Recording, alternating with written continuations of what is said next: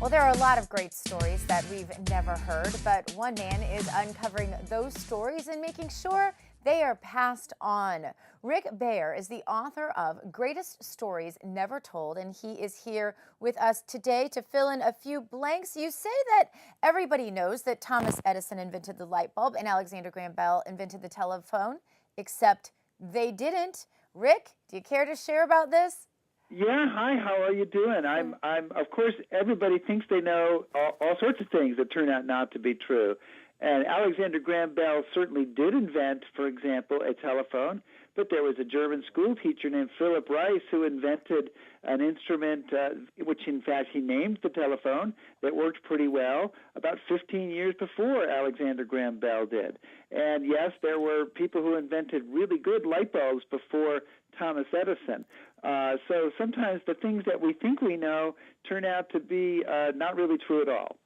Yeah, some of the things you say are quite shocking. The Pilgrims landed in Plymouth because they ran out of beer? Come on. Yeah, yes, absolutely. They made port because they ran out of beer. The Pilgrims were actually trying to get to the southern United States, too, around the area of Virginia, but they were off course. They landed to sort of try to figure out where they were and what they were doing, and they were low on supplies. And one of the supplies they were really low on was beer. And at that time, people really didn't drink water because water was hard to purify. They drank beer because the brewing process pasteurized it. And so they essentially stopped in Massachusetts, and one of the reasons they stopped was to build a brewery to make more beer. And we know this from the actual writings of the Pilgrims. It's not something, we're making up or we're guessing. They literally said, we stopped because we didn't have enough beer. We needed to make some. And you say there are other things in our American history that we don't know as well. You say there was a Viking who might have discovered America if only he'd bothered to get out of his boat. Well, yeah, that's one of those things you'd like to... He's like the explorer, the explorer that could have been famous if he had just done a little bit more. His name was Bjarni Harjolfsson, and he was headed from Norway to Greenland, but he got blown way off course. And he sees this strange new land. It was probably Newfoundland. Just a few miles offshore, and from where his ship is. And his crew really wants to land to resupply, but Bjarni is determined that he is not going to land. He is not going to try to perhaps damage his boat on the rocks on the shore. And so he turns back. He goes back to Greenland. Later, he tells his good buddy, Leif Erikson, about this voyage. Leif Erikson ends up buying Bjarni's ship, and of course, he becomes probably the first European to land on American shores. So Bjarni, if he'd just gotten out of the boat, maybe we'd be celebrating him a little bit more than we do. Interesting. Now, the aficionado in me wants to hear this piece of trivia. 3 cigars changed the course of the Civil War? Absolutely, and it happened in September of 1862. The Confederate Army under Robert E. Lee had invaded the North. If they were to win a victory, it could change the whole course of the war, lead to European recognition of the South. I said the Confederate Army under Lee invaded the North. So the Union general is George McClellan. He's trying to find Lee and the Confederate Army, but he's very hesitant, very overcautious general. And just at this point, a bunch of Union soldiers, an Indiana regiment, is marching through Maryland. They stop for a rest in the field. One of them finds 3 cigars wrapped in a piece of paper, which is great. One for me, one for you, one for the other guy. And then he is about to throw away that piece of paper, and he stops and thinks, well, maybe I'll look at it. And he looks at this paper, and it turns out to be something that a Confederate officer has thrown away. It's the marching orders for Robert E. Lee's army. It's telling the Union exactly what the Confederates are going to do. He passes the paper up to his officer, gets all the way up to McClellan, who says, with this piece of paper, if I can't whip Bobby Lee, I'm willing to go home. And he launches his troops into action. And the result from those 3 cigars is the Battle of Antietam, the bloodiest single day in American history, and it never would have happened but for 3 cigars. fascinating. Absolutely fascinating. Now, a French doctor, I think most people don't know this, was reluctant to inappropriately put his ear up to the chest of a woman, and thus he invented this little pipe on the end of a tube that we now call a stethoscope. But another interesting creation that you mentioned is a musical instrument created by Ben Franklin that was reputed to drive people insane. Tell us about that.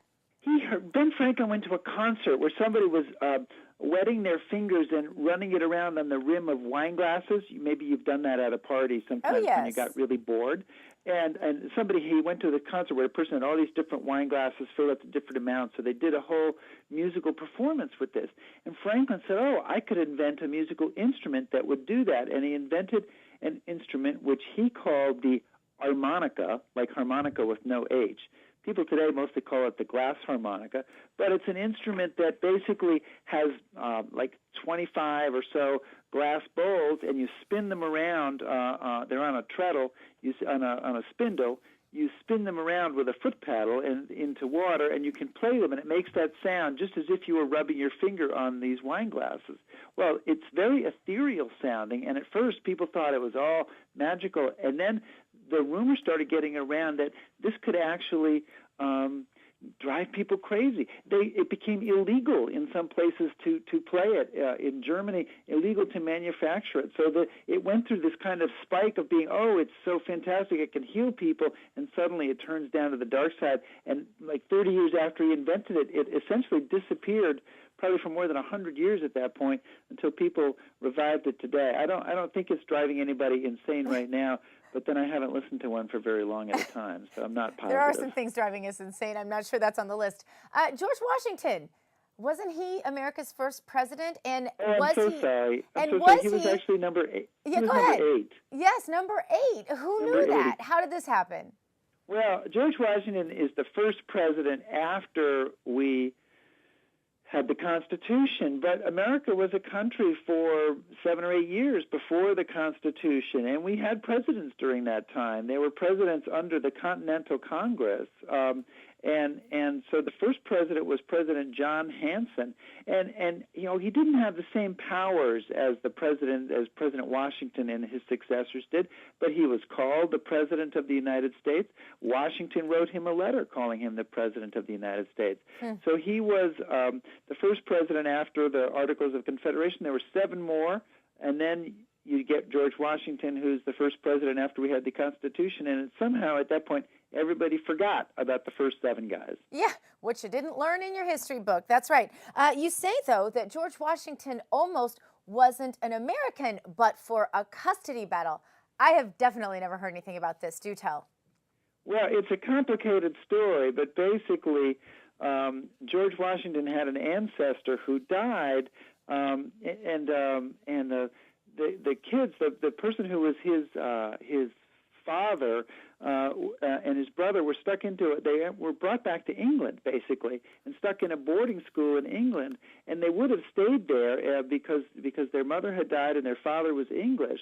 But the relatives on the mother's side filed a custody suit. And imagine how complicated that must have been in the 1700s to have a transatlantic custody battle.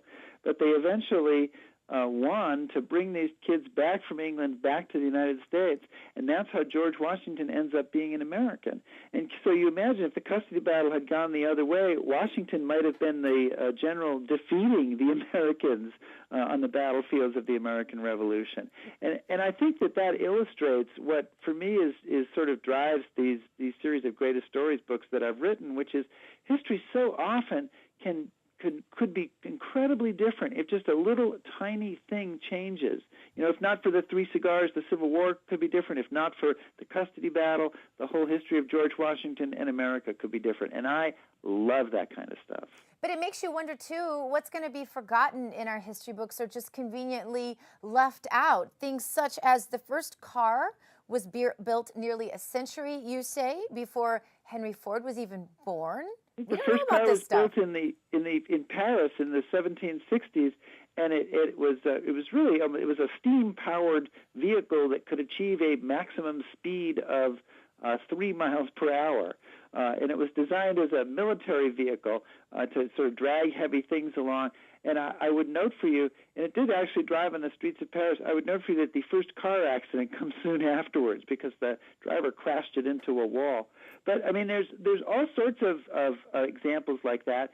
And if you ask what's going to be forgotten today, I would say I don't know, but I'm dying to write about it in 20 years, because I always say that, you know, today's forgotten headline is tomorrow's fantastic history story. The greatest stories never told. Tell our audience where they can find your things, Rick.